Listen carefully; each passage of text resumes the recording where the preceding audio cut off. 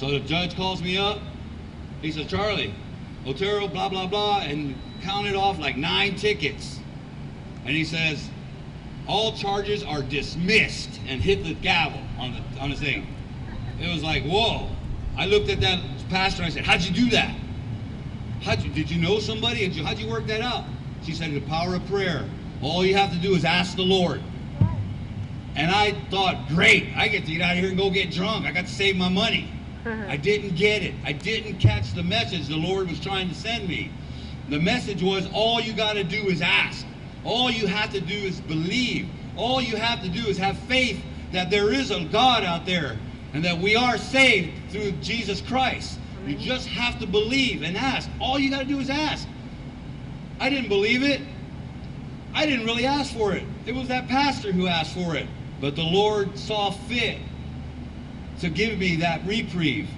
He blessed me that day, and he blessed me many times afterward. He's still blessing me to this day. When BTK was caught, I'd been in prison. I had been in prison 4 years. Like I said, I ran wild in the streets, got into a lot of trouble. I was in prison when he re-emerged here in Wichita. I was in prison in New Mexico. I was there for domestic violence. I was there for aggravated battery. I was a nut case, looking for trouble. Well, 3 years into my sentence, I'm in New Mexico, in my cell with a bunch of guys. That's how it works over there. And I'm in my bunk, and somebody says, Charlie, is your last name Otero? I said, yeah, so what? He says, your mom's on TV. I said, what? I ripped down the thing I had in front of my bunk, and there was my mom on America's Most Wanted. I said, what's going on? And it said, BTK has reemerged. It's back in Wichita. I freaked out right away. Well, call the warden. I got to get out of here. Call the governor. I got to get out. I got to get to Wichita. I got to go kill somebody. I got to go kill BTK. Somebody let me out of this cell. And I was nuts. I went nuts. All over again. All the pain, all the suffering I had done. I used to spend nights just reliving how my family had died. Because they had been tortured. They died a pretty bad death.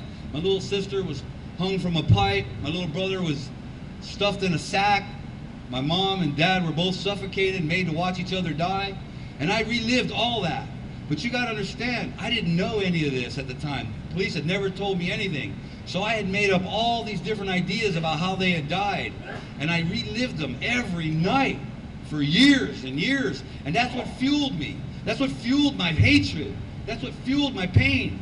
And I didn't look to escape it. You know, I embraced that pain. It was a mistake. I didn't believe in God. That was a mistake. I hated people. That was a mistake. I hated Wichita. That was a mistake. And when BTK reemerged and my mom was there on TV, my life started to change again. You know, I had tried to go to church and in jail, and that didn't really work out so well. Church and jail is a chance to, see guys you usually don't get to see, maybe swap some goods, and maybe come up a little bit, find a few things here and there. And it wasn't really what it was meant to be, which is a worship center. And so I really didn't get that close to God there. And when BTK reemerged, all that hate came back. And I was feeling that hate. Boy, I went out there and I knocked down a big old dummy bag we have for beating on. I was pumping iron like crazy. I was running around the circles out in the yard getting ready to escape. I was coming to Wichita. I was going to come out to Wichita, stand on the corner with a sign saying, BTK, here I am, come get me. I had told him, I said, yeah, I'll let you, through the internet, I told him, I said, I'll let you tie me up. I'll let you shoot me. I'm still going to get you.